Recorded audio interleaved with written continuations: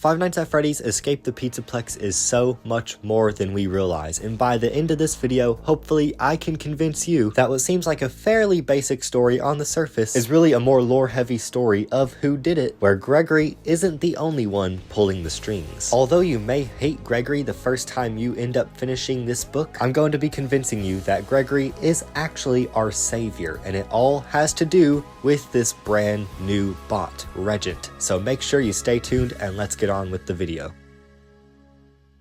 Five Nights at Freddy's Escape the PizzaPlex is finally out, and lucky for me, I managed to get it a few days early. So after doing what any sane person would do, stay up all night getting all the endings and exploring all the routes, I think we should go ahead, rip the band-aid off, and ask the big question. Was it bad? For some reason, ever since I made my prediction video, so many people were commenting saying that it got leaked and that it was bad. It was the worst book ever, worst FNAF book, boo. Which, just saying, is a pretty bold claim for people who haven't read it yet. I mean, come on guys, the worst book of all times. Have you read Fazgoo? Okay, but in all seriousness, I do want to say I really enjoyed it, and I encourage all of you guys to go read it for yourselves and form your own opinion, not based off of whatever a bunch of internet people are saying about it. Was it what everybody expected? No. Is that a bad thing? No. Am I about to go straight into spoiler territory? Yeah.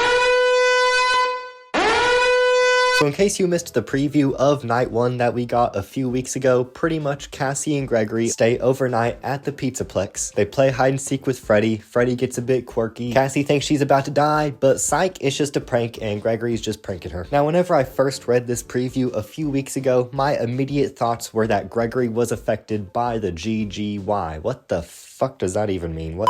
It made me think that during this book, Gregory would already be affected by the glitch trap virus, and we'd be seeing him in his GGY persona. So, now that I've read the rest of the nights, was this correct? Yeah, pretty much. Moving on to night 2, this time Cassie and Gregory will be playing hide and seek with Monty. You either go to Bonnie Bowl or Gator Golf. Woo, Gator Golf! But suddenly, Monty starts twitching, he gets a little quirky too, and right before he gets you, Gregory deactivates him. You're obviously accusing him, hey, why the fuck you still playing pranks on me? This shit ain't funny no more. And Gregory's all like, it wasn't me, I swear. But anyways, going into night 3, Cassie decides to do the smart thing and is like, hey, you know what? I actually don't want to stay. I kind of want to just go home. So she's about to leave when suddenly Freddy grabs her, forces her into his stomach hatch, and makes her stay the night anyways. Cassie's all like, what the fuck? Why'd you force me to stay the night? I was gonna go home. And Freddy's like, Cassie, we must protect you. There's a new animatronic, Regent. He goes around cleansing the PizzaPlex of all organic matter. We must hide you, Cassie, so you're not cleansed to death. Okay, so then why didn't you just let me leave early? Wait, what's that? Sorry, can't hear you. Regent's coming. Quick, hide in the kitchen. Cassie hides in the kitchen, Regent comes, starts spraying fumes everywhere, and Cassie almost dies, but is saved last minute by none other than Roxy. Immediately starting up night 4 because Cassie was unconscious all day, which, okay, hold on. At this point, I gotta ask, where the fuck is Cassie's dad during all of this? I know we've already talked about in the past how he's probably a very neglectful parent, but geez, does he not care about her that much? I mean, she literally never made it home that night. But don't worry, if Cassie's dad's not worried about her, I'm sure at least Gregory, her best friend, is worried about her. After all he knows is that he just had a hiding spot for her, and then whenever he presumably came back to check on her, she's gone, maybe even dead, who knows? Actually, scratch that, don't worry, he's not worried about her, he's dead. Believe it or not, Cassie finds Gregory to warn him about Regent still being out and about when she sees Gregory and Freddy arguing, which quickly leads to Freddy grabbing a hold of Gregory and just swiftly murdering him. Yep, Cassie actually hears Gregory die, not sees it, was gonna see it until Roxy covered her eyes, both so she wouldn't have to bear witness to Gregory's untimely demise, and also so Scott Cawthon doesn't have to go in description of a 12-year-old's death. Anyways, after that tragic event, Cassie and Roxy try to escape the PizzaPlex, only for Cassie to get caught by Freddy, where it's all revealed to be a prank. All that shit about Gregory dying, yep, that was a part of the prank. That's right, get pranked, fooled you, April Fools. And it is suddenly very clear why Scott Cawthon changed the release date to April 1st. This was all just a very big, massive, elaborate prank. Prank that Cassie can die during... Wait, yeah, actually, that's really weird. Why is Regent still active and trying to kill you throughout this whole little prank that Gregory's doing?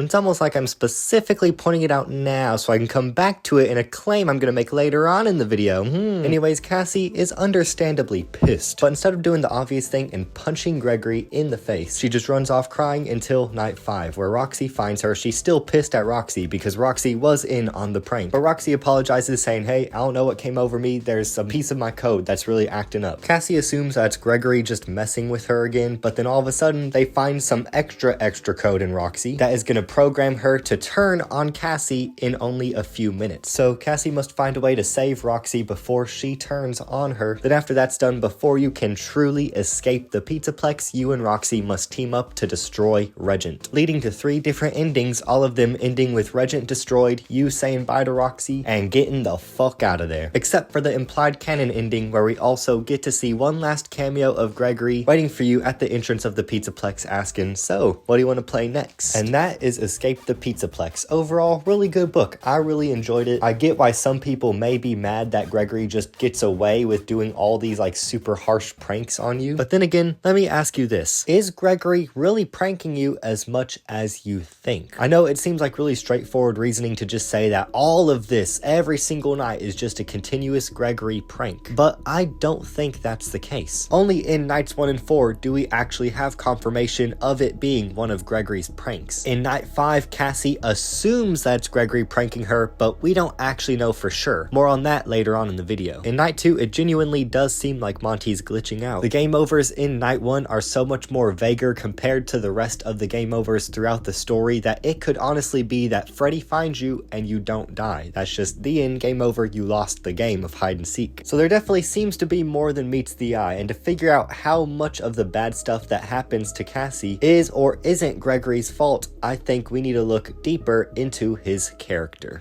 Throughout this book, Gregory is definitely characterized to be a rebellious kid, in some cases brought to a big extreme. Now, it is very clear that this Gregory we see in Escape the PizzaPlex is wildly different from the Gregory we see in Security Breach. There is no denying that he is under the glitch trap virus's influence during this book. I mean, it's almost baffling how much the character roles are switched in Escape the PizzaPlex compared to Security Breach. In Escape the PizzaPlex, Roxy is trying to save the day, while Gregory is just a straight up mean bitch. But then in Security Breach, the roles are reversed. Gregory's the one trying to save the day, while Roxy's a literal mean bitch. But anyways, what if I told you that just in like any other piece of FNAF media, there is more going on here than meets the eye. In night 4, when Gregory reveals his whole playing dead shtick was really just a prank, notice how the only way you can actually die in that night is by Regent. Although Freddy's after you, whenever he gets you, that's actually how you move on to night 5. He doesn't kill you. That's when it's all revealed to be a prank. In fact, at the beginning of that night, Regent is all the way in the daycare, far away from where Gregory actually is whenever he pulls his prank on you. And never once that entire night does he ever mention Regent. In fact, Regent is entirely unneeded for his prank to go out the way he plans it to. Now, the claim I'm about to make may be hard to believe. I know it's pretty easy to just pin all of this on Gregory, especially with how mad I bet some of y'all are at him right now. But trust me, hear me out. I don't think Regent was sent out or hacked by Gregory. I think there is a different force at play who is using Regent as a tool to keep Gregory in his place. Think of when we first see Regent in night 3. It seemed very out of the blue. Not only were there no hints towards it in night 1 and 2, but also once it comes in night 3, it just sort of stays. If it was already a normalcy for Gregory and Cassie to stay overnight at the PizzaPlex, how would they not know who Regent is? Or at least Cassie doesn't seem to know. Which tells us that this is the first time, at the very least in a long while, that Regent has been up and active as a normal bot that patrols the PizzaPlex at night. A bot that just so happens to clean up any and all organic matter? I don't know about you, but that seems too damn convenient to be a coincidence. Okay, I hear you say, why couldn't it have just been Gregory who implemented it as another way of just tormenting Cassie? Well, look at the way Gregory reacts when Regent is revealed to be somewhere in the PizzaPlex. He's calm, he's calculated. To protect you, he hides you in a kitchen, an area that Regent already went through. Even though Regent did eventually find you there, you can still see Gregory's thought process in trying to protect you. After all, if there's a bot that's going to be searching the entire PizzaPlex, cleansing it of organic matter, the one place it may not go is the place it's already been. And it couldn't have just been Gregory trying to pull another prank, because let's be honest, what kind of boring ass prank is just watching somebody wait in a cabinet for hours? Both you, I, and Gregory know that there are much more entertaining ways to pull pranks involving a killer toxin robot. But even so, Gregory doesn't use this opportunity to prank you. Instead, he is genuinely helping you out, trying to save your life from this robot. And to further drive this home, whenever Regent finds you and begins spraying you and you pass out, who goes to save you? Roxanne Wolf, the same animatronic that in the night right after seems to be under Gregory's control. So if Gregory's not the one sending this killer robot to come and, well, cleanse you, then who is? Well, maybe the only other being that would actually want you dead in the current lore, the glitch trap virus itself. Think about what we know from Security Breach that the glitch trap virus does. We know the glitch trap virus is prone to making its servants do its dirty work, especially when it comes to child murder. And what do we see Gregory doing, not only in this book, but also as an established normalcy for him? Staying late at night in the PizzaPlex with Cassie, just the two of them, and not killing her. And this is already after it's been established in the GGY story of Tales from the PizzaPlex that usually if Gregory invites people to hang out with him late at the PizzaPlex, it usually ends in their demise. So if a glitch trap virus is like, Gregory, kill Cassie, Gregory. Come on, you have the perfect opportunity. Just go ahead, kill her. and Gregory's out here like,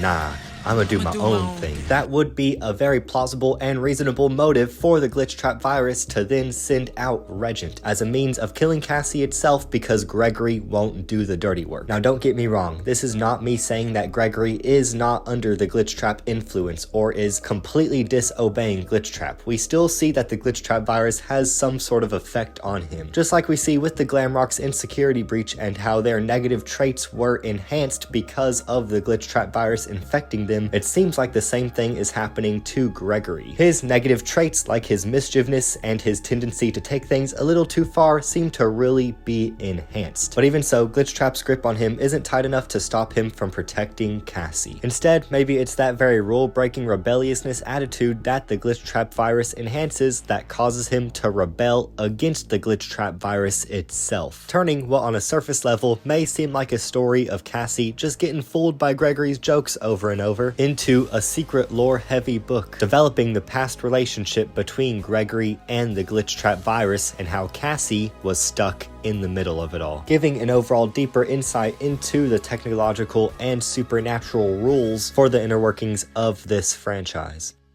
But hold on just a second, because we're not done with the evidence just yet. If you've already read the book, I'm sure some of you are screaming at me right now, come on Neo. What about in Night 5 where Gregory programs Roxy to attack Cassie after a certain time limit, and Cassie has to go out and find a way to fix her? Which yes, is something I remember and kept in mind whenever coming up with this theory. You want to know what else I kept in mind? In Tales from the PizzaPlex GGY, there is one detail that is repeated over and over that is just heavily established throughout that book, and that is whenever GGY hacks anything himself, almost like a signature, he always leaves lots of G's and Y's throughout the code. Yet whenever Roxy is scanning her systems, or whenever Cassie looks into her systems to try to fix her, never at all is there mentioned any signs of G's or Y's. A detail that is very big for Scott Cawthon to just leave out of this night. It's almost as if Scott was trying to hide the fact that Gregory wasn't the one who hacked Roxy. It was, again,